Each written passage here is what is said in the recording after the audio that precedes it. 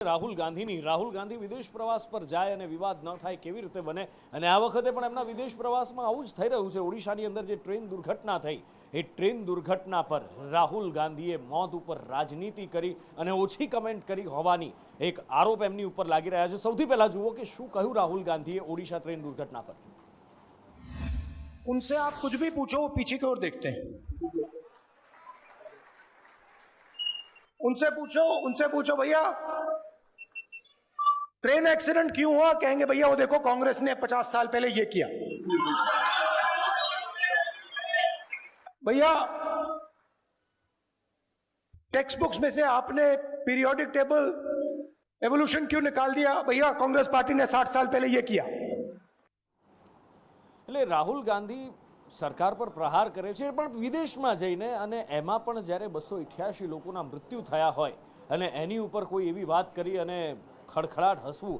અંકિત પાસેથી વિગતો લઈએ। અંકિત, આ તો માનવતાની મજાક ઉડાવવાની વાત થઈ, મોતનો મલાજો પણ ન જાળવવાની વાત થઈ।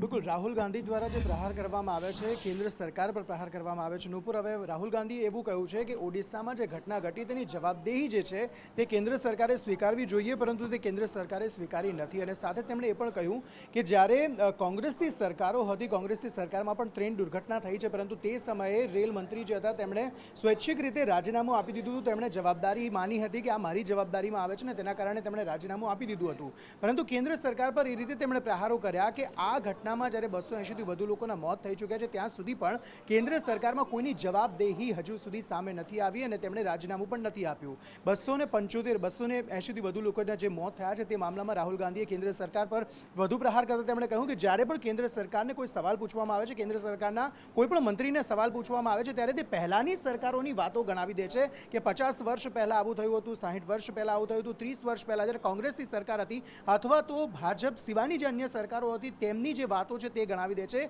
અને તે સમયે જે કાર્યો સરકારો દ્વારા નહોતા કરવામાં આવ્યા અથવા તો કરવામાં આવ્યા હતા ને તેની કોઈ આડઅસર થઈ હતી તે વાતો રાહુલ ગાંધીએ આ વખતે એનઆરઆઈઓને સંબોધતા કહ્યું છે અને કેન્દ્ર સરકાર પર આકરા પ્રહારો કર્યા હતા અને આકરા પ્રહારોની સાથે તેમણે એ રેલ મંત્રી ઉપર પણ નિવેદન આપ્યું હતું કે રેલ મંત્રીએ સ્વૈચ્છિક રીતે રાજીનામું આ ઘટના બાદ આપી દેવું જોઈએ। બિલકુલ, પણ આ બધી વાતો તો દેશની અંદરની વાતો છે ને। ભારતીય જનતા પાર્ટીના નેતા હોય કે કોંગ્રેસના નેતા હોય જ્યારે દેશના સીમાડા વટાવી દે છે તો એ એક ભારતીય બની જાય છે ને।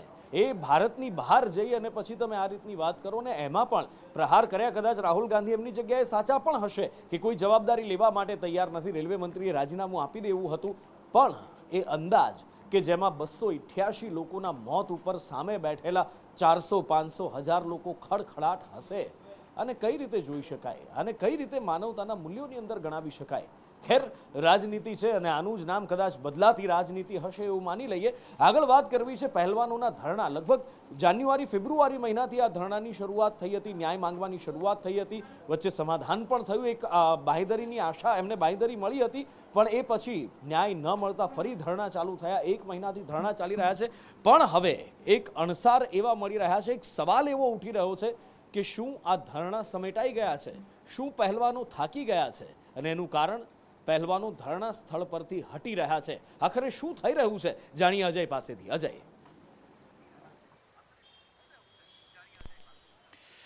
देखिए, निश्चित तौर पे आज पूरे दिन भर ये चर्चा चलती रहेगी कि क्या पहलवानों का आंदोलन खत्म हो चुका है जो पिछले के 1.5 महीने से लगातार चल रहा था। लेकिन पहलवान साक्षी मलिक की तरफ से और बजरंग पूनिया की तरफ से ट्वीट करके ये बात कही गई है कि पहलवानों का धरना खत्म नहीं हुआ है, बल्कि एक अफवाह के तहत ये खबर चलाई जा रही है। दरअसल ये पूरी चर्चा इसलिए भी जोरों पे आज चली थी क्योंकि ये तीनों पहलवान जो साक्षी मलिक है, बजरंग पूनिया, विनोद फोगाट, ये तीनों जो है रेलवे में जॉब करते हैं, लेकिन आंदोलन के चलते अपनी जॉब से दूर थे और एक तरह से इन्होंने आज जब अपनी ये नौकरी ज्वाइन कर ली, इसी के बाद से ये खबर फैली, या कह सकते हैं दूसरे भाषा में या पहलवानों की भाषा में कह सकते हैं कि अफवाह फैली कि इन्होंने एक तरह से गृह मंत्री अमित शाह के साथ मुलाकात जो हुई थी उसके बाद आंदोलन खत्म कर दिया है। हालांकि गृह मंत्री अमित शाह के साथ क्या मुलाकात हुई थी इसके बारे में भी साक्षी मलिक की तरफ से कहा गया है कि निश्चित तौर पर गृह मंत्री के साथ ये बैठक हुई थी, लेकिन कोई कंक्लूजन नहीं निकला है, उनका आंदोलन जारी रहेगा। लेकिन साथ ही साथ इनकी तरफ से ये भी कहा है कि चूंकि वो रेलवे में जॉब करते हैं, इसलिए जब तक ब्रिजभूषण को जो इनकी डिमांड है वो पूरी नहीं हो जाती है तब तक काम के साथ साथ जो आंदोलन है वो भी एक तरह से चलता रहेगा। लेकिन इसमें एक दूसरा डेवलपमेंट ये भी है कि जो बृजभूषण के खिलाफ यौन शोषण का आरोप लगाने वाले नाबालिग है, उसके बारे में भी एक खबर फैली है कि उसने अपना जो बयान है वो एक तरह से वापस ले लिया है। कोर्ट में भी उसने अपना बयान दर्ज करा लिया है, लेकिन दिल्ली पुलिस की तरफ से इसकी कोई पुष्टि नहीं की गई है। अलबत्ता जो पहलवान जो आंदोलन कर रहे हैं उनकी तरफ से कहा गया है कि ये खबर भी एक तरह से अफवाह है, जैसे बाकी खबरें अफवाह के तौर पे फैलाई जा रही हैं। तो एक तरह से कहा जा सकता है कि आज काफ़ी कयासों के दिन थे जिसमें ये खबर चल रही थी कि इनका आंदोलन क्या वापस हो गया है। तो इसका एक तरह से खंडन किया है और कहा है कि आंदोलन जारी रहेगा, उनकी जो डिमांड है वो अपनी डिमांड पर अभी भी कायम है। जी। અને આગળ વાત કરીએ, દેશમાં ચર્ચાનું કેન્દ્ર એક બીજું પણ છે કે બિહારમાં હજી તો નવો પુલ બન્યો હતો, રિબિન કાપવાની બાકી હતી। 1750 કરોડનો એ પ્રોજેક્ટ હતો અને એ પુલ ધડામ દઈને જમીનદોસ્ત થયો। આપણે જોયું એ લાઈવ દ્રશ્યો સોશિયલ મીડિયા પર વાયરલ થયા, ન્યૂઝમાં અમે પણ બતાવ્યા। નીતિશ કુમારે, બિહારના મુખ્યમંત્રીએ પહેલી વાર આ બાબતે મૌન તોડ્યું છે। કંઈક કહ્યું, શું કહ્યું, મનીષ પાસેથી જાણીએ।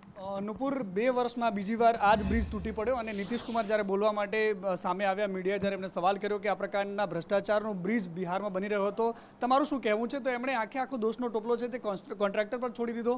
કોન્ટ્રાક્ટરને એવું કહીને બચાવવાના કોશિશ કરતા એ પ્રકારનું એમનું નિવેદન સામે આવ્યું કે બાર બાર ક્यों गिराया जा रहा है, कहीं तो कुछ हो ही रहा है। એનો મતલબ એવો પણ ના થયો કે એમણે એ સ્પષ્ટીકરણ કર્યું હોય કે કોન્ટ્રાક્ટર સામે કોઈ એક્શન લઈશું, કોઈ આખરી કાર્યવાહી કરીશું।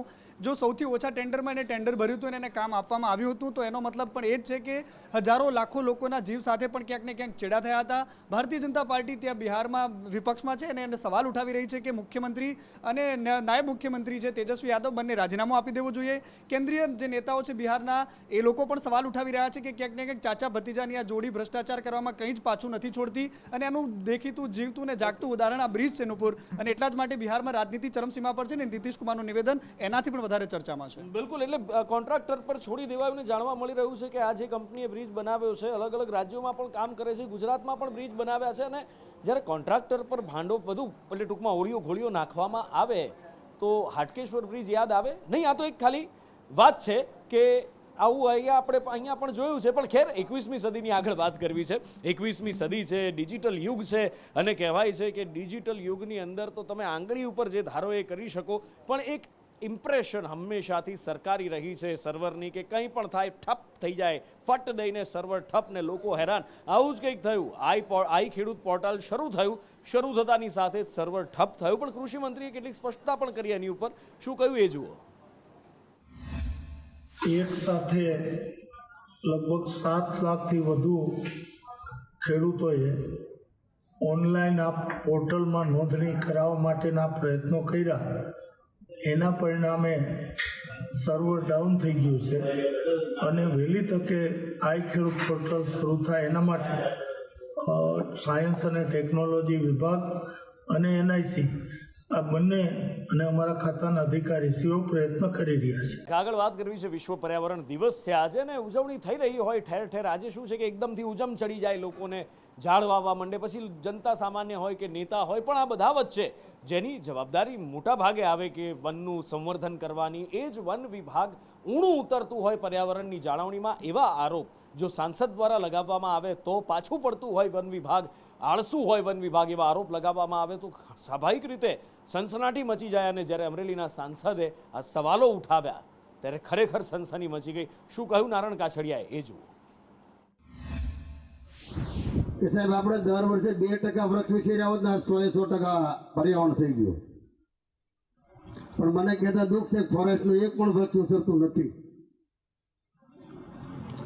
આજે સદભાવના જે હાલે છે આપણે રોડ ઉપર જોઈએ છીએ સાહેબ, એનું ઝાડ બળી ગયું હોય, પડી ગયું હોય, તૂટી ગયું હોય તો એને ફરીથી ઊભું કરે છે। અને આપણે આજે જોઈએ છેલ્લા 2 વર્ષથી જે સદભાવના ગ્રુપ સમગ્ર ગુજરાતમાં જે કામગીરી કરી રહ્યું છે ખરેખર સલામને પાત્ર છે, આ યાદ કરવું પડે।